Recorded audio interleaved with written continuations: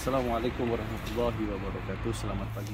Di hari ini kita berada di kawasan pemakaman Osman Ghazi dan Orhan Ghazi.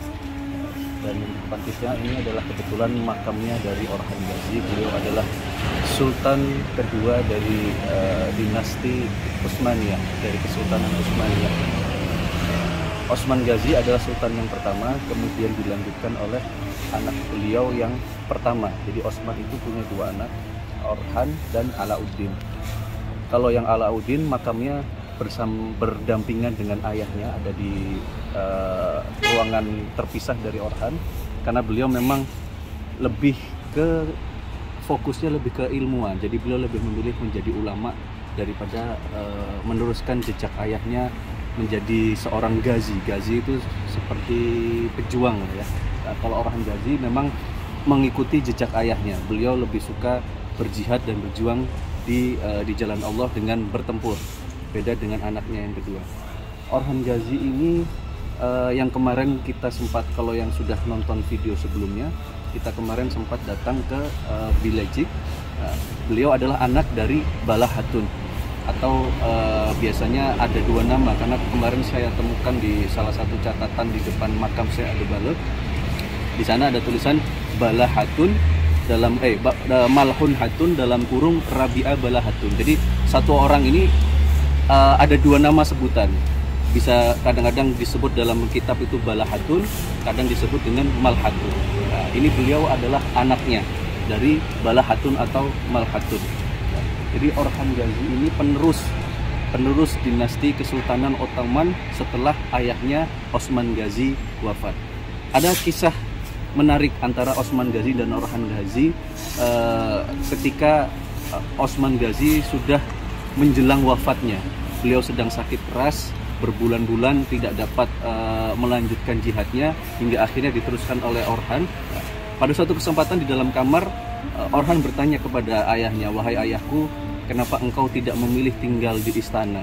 Kenapa engkau tidak memilih kenyamanan untuk tinggal di istana layaknya seorang sultan-sultan yang ada?" Lalu Osman Ghazi menjawab, "Wahai anakku, ingatlah bahwasanya Allah menitipkan kepada kita semangat berjuang ini untuk melanjutkan misi risalah Islam yang telah dibawa oleh Rasulullah.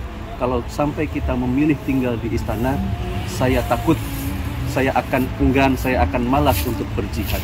Karena dalam moto hidup Osman Ghazi, baginya perjuangan jihad adalah suatu kemuliaan yang paling besar yang ingin dia capai. Tidak ada yang lebih mulia bagi dirinya selain berjihad di jalan Allah. Oleh karena itu yang semangat itu yang terus dia tularkan ke anak cucu dia. Sampai pesan-pesan beliau kalau kita baca ada di dalam itu, teman dalam bahasa Turki ya, saya kurang paham. Cuman salah satunya memang pesan beliau terhadap anaknya sebelum beliau wafat. Osman Ghazi sebelum wafat berpesan kepada Orhan, salah satunya itu, "Jangan sampai engkau hidup terlena sedangkan rakyatmu hidup sengsara." Itu salah satu pesan beliau terhadap anaknya. Untuk lebih lanjutnya mungkin kita bisa masuk ke dalam ke makam beliau.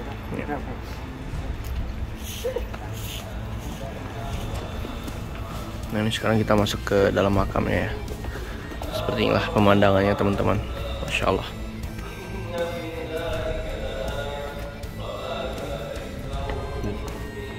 Ini istrinya Orhan Ghazi yang pertama.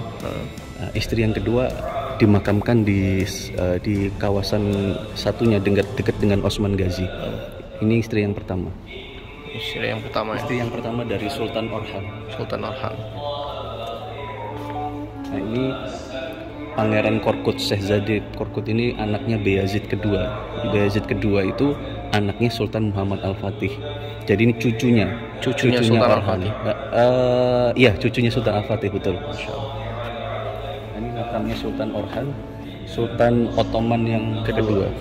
Nah, ini ya kita bisa Beliau lihat. lahir tahun 1281 dan beliau wafat tahun 1360. Bursa ditaklukkan oleh beliau pada tahun 1326.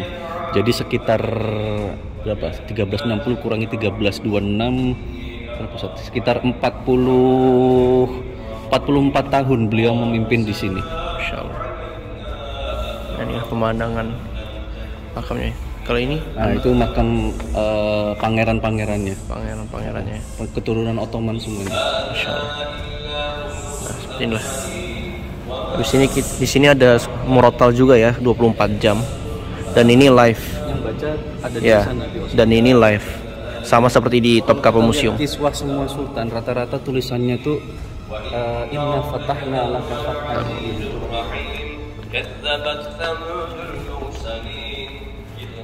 Semuanya. Jadi memang ayat potongan ayat dari surat Al-Fathu ini, Al-Fath ya, itu memang menjadi simbol dari Kesultanan Ottoman sebagai semangat buat mereka untuk memenuhi janji Allah, untuk terus berjihad di jalan Allah, untuk menyebarkan Islam ke seluruh dunia. Inna fatahna laka fathan mubina.